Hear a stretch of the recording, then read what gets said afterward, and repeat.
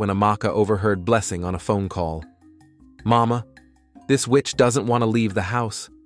I feel like poisoning her," Blessing said, her voice filled with venom. Amaka's heart sank. All the pieces started falling into place.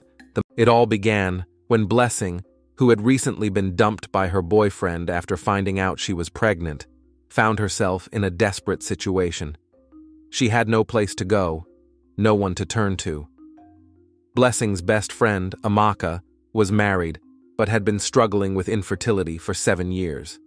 Amaka and Blessing had been friends since childhood, and Blessing thought of Amaka as the one person who could help her. When Blessing reached out to Amaka, pleading for a place to stay, Amaka didn't hesitate. She wanted to help her friend in any way she could, even if she had to consult her husband Frank first. Amaka explained the situation to Frank, hoping he would be as sympathetic as she was. But Frank, while not heartless, wasn't keen on the idea of someone invading their privacy. He suggested renting an apartment for Blessing instead. Amaka, however, insisted that having her best friend around could bring her happiness. After much persuasion, Frank reluctantly agreed. Blessing moved into their home with little more than a suitcase and her growing belly. At first, everything seemed fine. Amaka was thrilled to have someone to care for, someone who could fill the void that years of childlessness had created in her life. She helped Blessing with everything, from cooking to going for prenatal checkups. Frank, on the other hand, wasn't as welcoming. He was polite, but distant. He didn't spend much time at home anyway, working long hours at his job. However, Blessing began to settle into the house, and gradually, her presence started to change the dynamics of the household. One day, Amaka returned from running errands to find Frank massaging Blessing's legs. This shocked her. After all, Frank had barely been involved in anything related to Blessing's care. She pulled him aside, fuming. "Frank, I don't like this. Why are you massaging her legs?" Frank explained that Blessing had complained of leg pain, and he thought he was just being helpful. He apologized and promised not to do it again. But Amaka couldn't shake off the uneasy feeling that something wasn't right. She brushed it off for the sake of her friend, but a seed of doubt was planted in her mind. Blessing soon began spending more time with Frank than with Amaka. They laughed together, watched TV together, and sometimes Blessing would wait up for Frank to come home from work. Amaka started to feel sidelined, but Frank assured her it was just Blessing's way of coping with the absence of a father figure for her unborn child. "It's not like we have a child. At least me being there for her might bring favor to you," he said, trying to reassure Amaka. She reluctantly accepted this explanation, convincing herself that it was all for the best. Over time, Blessing's attitude began to change. She no longer kept the house as clean as Amaka was used to, leaving the kitchen and bathrooms in a mess. Amaka was a tidy woman, and she found Blessing's carelessness frustrating. Whenever she complained to Frank, he brushed it off, saying, "I told you not to let her come. That's how pregnant women act." Amaka felt helpless. The friend she once knew seemed to be slipping away. And worse, Frank seemed to be taking Blessing's side more and more often. The bond between Frank and Blessing grew stronger, while Amaka felt increasingly isolated.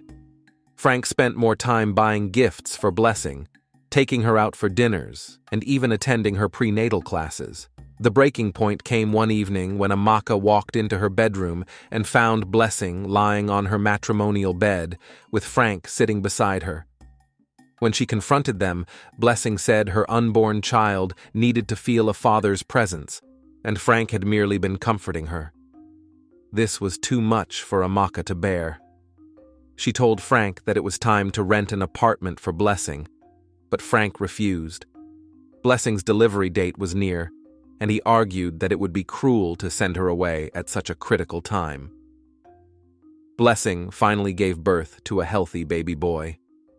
Frank was overjoyed, almost as if it were his own child. Amaka felt conflicted. On one hand, she was genuinely happy for her friend, but on the other hand, she couldn't shake the strange feeling of unease.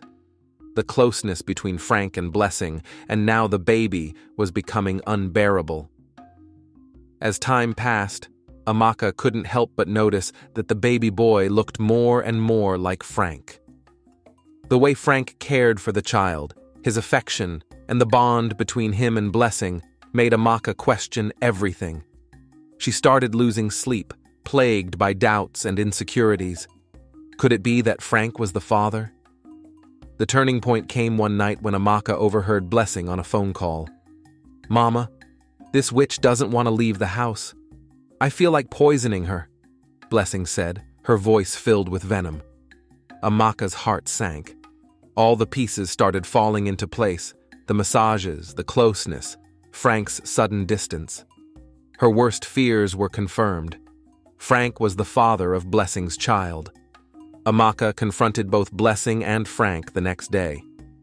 How it all started, Amaka had always been open with Blessing about her struggles in marriage. Over the years, she had confided in her best friend about her inability to satisfy Frank in certain areas of their relationship, particularly in the bedroom. She would tell Blessing how Frank would complain that things were no longer the same since they got married. Gone were the days when she would dress up, call him sweet names, or make time for romantic outings. She tied wrappers around the house and focused solely on chores, neglecting the intimacy that had once drawn them together. Amaka feared Frank would eventually seek satisfaction elsewhere, but she felt trapped.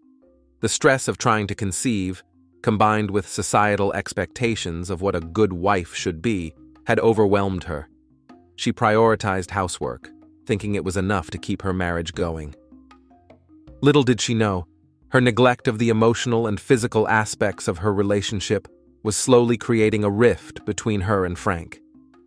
Blessing, on the other hand, had always admired Frank from a distance. She knew what kind of man he was, charming, successful, and the kind of guy many women would dream of having. When she bumped into him at the mall one day, it felt like fate. They exchanged numbers, something that seemed innocent at first. But deep down, Blessing knew exactly what she was doing. She had always been aware of Frank's desires, thanks to Amaka's constant sharing of personal details. Knowing that Frank loved sweet names, romantic gestures, and a woman who took care of her appearance, Blessing began to cater to those needs. They started talking, at first about trivial things, but soon their conversations became deeper, more personal. She began calling him affectionate names, dressing in ways she knew would catch his eye, and doing the little things that Amaka had stopped doing. Frank, who had been feeling neglected at home, found solace in Blessing. She was everything he felt Amaka had stopped being, playful, attentive, and eager to please him. It wasn't long before Blessing found herself pregnant with Frank's child. Frank, initially, wanted to keep the pregnancy a secret. He didn't want to hurt Amaka, despite the betrayal. But Blessing had other plans. She didn't want to raise her child without a father, and more than anything, she wanted to secure Frank for herself. She knew how to manipulate the situation, using her pregnancy as leverage to draw Frank closer and further alienate him from Amaka. Amaka was devastated. The two people she had trusted the most had betrayed her in the worst way possible. Amaka moved out of the house, leaving behind the life she had known for 7 years. Her heart was shattered, and her marriage was in ruins. She had trusted Blessing, shared her deepest struggles with her, only for her best friend to turn around and destroy everything. Amaka moved in with her sister and began the process of healing. It wasn't easy, but with time, she started to find her strength again. She realized that while she had lost her husband and her friend, she hadn't lost herself. She deserved better, and she was determined to build a new life for herself. As for Blessing, life didn't turn out as she had planned. Frank, feeling guilty and ashamed, couldn't fully commit to her. Their relationship crumbled under the weight of their lies and betrayal. Blessing found herself alone, raising a child without the support she had schemed so hard to get. Frank, too, lived with regret. He had destroyed his marriage and lost the love of his life for a fleeting affair. No amount of apologies could undo the damage he had caused. He realized too late that he had taken Amaka's love for granted and paid a heavy price for it. As women, we sometimes believe that once we are married, the work is over. We think that just being there, doing the chores, and taking care of the household will keep the relationship intact. But love and marriage require constant effort, both emotionally and physically. It's not just about fulfilling roles, but about keeping the bond alive. Amaka had unknowingly pushed Frank away by neglecting these important aspects of their marriage. While Blessing was wrong for betraying her friend, Amaka's lack of attention to Frank's emotional and physical needs had created the perfect storm for the affair to happen. But Amaka's story doesn't end in despair. Through her pain, she learned an important lesson. Marriage isn't just about being present, it's about being connected. She realized that she had made mistakes too, and while Frank and Blessing were at fault for their actions, she had played a part in the breakdown of her relationship by not nurturing it the way she should have.